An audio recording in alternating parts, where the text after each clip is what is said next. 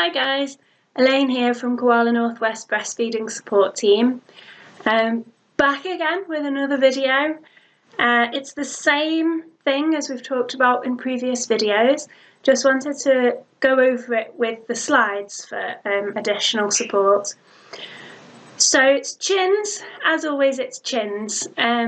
C for close, H for head free to tilt, I for inline, N for nose to nipple, and S for sustainable. So all of those things don't mean much unless they are demonstrated. So I've got my baby here. So in whichever breastfeeding position you choose to use, your baby needs to be close to your body. So nothing between you and baby. So it is usually hands that get in the way. Babies like to have their hands here. Pesky little hands. Might shift this. Pesky little hands. They like being there, they like rooting on their own hands, but when we're trying to get them into a good latch, they get in the way. So trying to have them out in a bit of a hug shape so that baby gets closer to me. I'm using this arm here to tuck baby's bottom in nice and close to me. So that's close. Head free to tilt. So in this position, I'm holding baby with this C-shaped hand here, and there's nothing behind baby's head.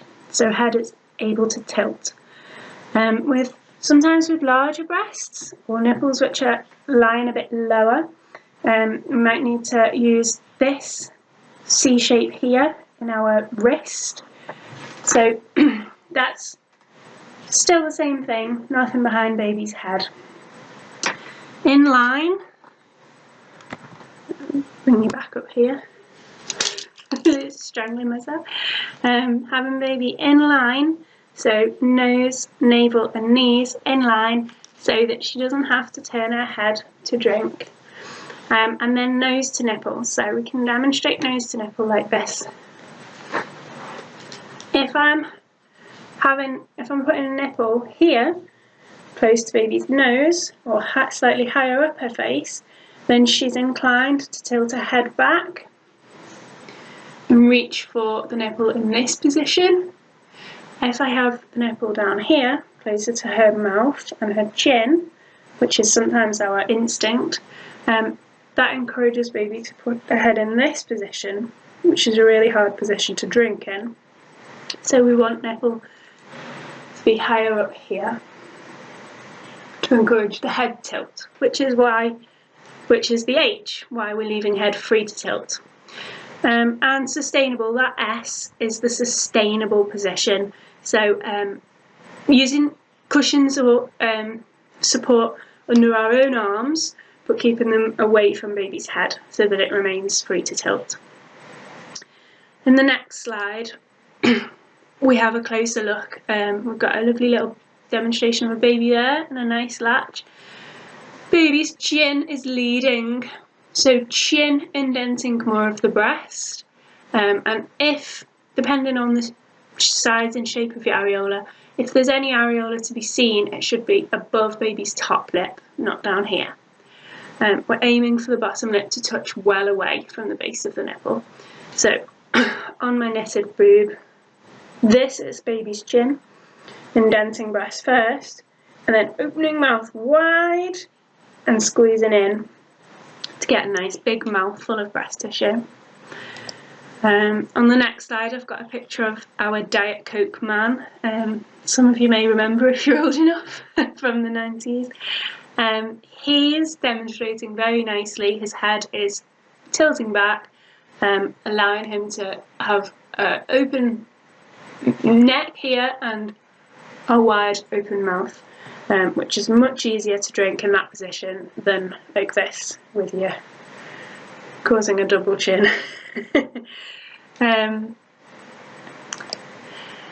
We've got a picture of a mum who's using a feeding cushion. In this picture she's got the cushion in front of her. Ideally these cushions should be used behind us if we're using the rugby ball position. If if it's in this position, how this mum's demonstrating, it's really stopping that baby's head from tilting back.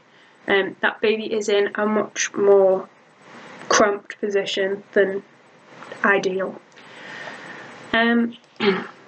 Once baby's latched, we're going to start listening for sucks.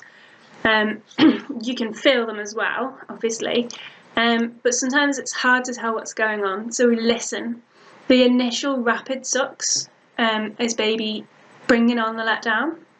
Once that milk starts to flow, the baby will develop more of a deep sucking sound, and you should be able to hear swallows. Ideally, no less frequently than every 2 sucks to swallow. But if you're listening, you should be able to hear. It sounds quite similar to when we swallow, and you can kind of hear it. Kind of see it normally somewhere here, at a baby's ear, a little movement. You might have heard of flutter sucks as well. Sorry, that's kind of a vibration, kind of some people describe it as a shiver or a shudder around the lower part of baby's mouth and tongue. That is baby accessing the pudding at the end of the feed. It's a really good sign, and after you've felt that, they might do quite a few flutter sucks, but once they get to that point, they'll hopefully delatch spontaneously, start feeding.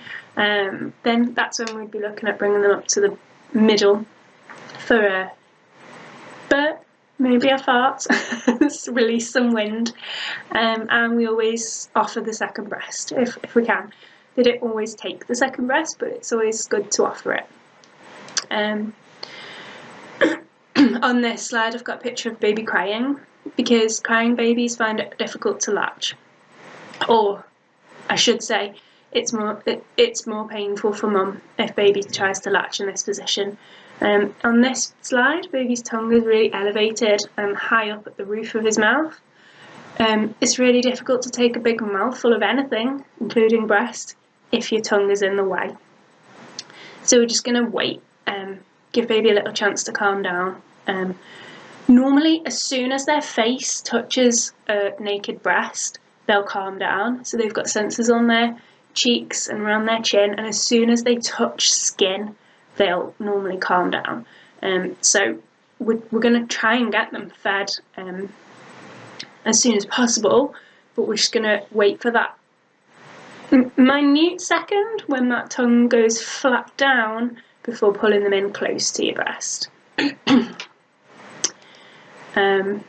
So I touched on skin to skin just there, and no pun intended. Skin is a great relaxer. Helps babies and adults to reset. It releases oxytocin, which is the love hormone, when we touch each other's skin. So nudie hugs tend to be more calming for babies and kids, toddlers, than clothed. It's very helpful to touch skin on skin.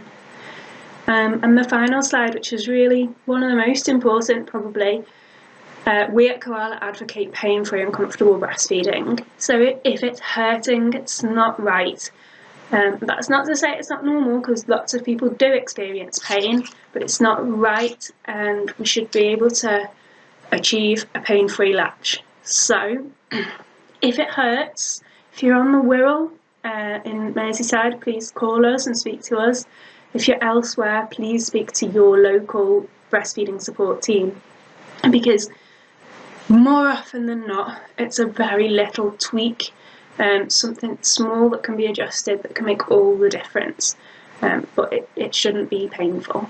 So if it's painful, please seek help.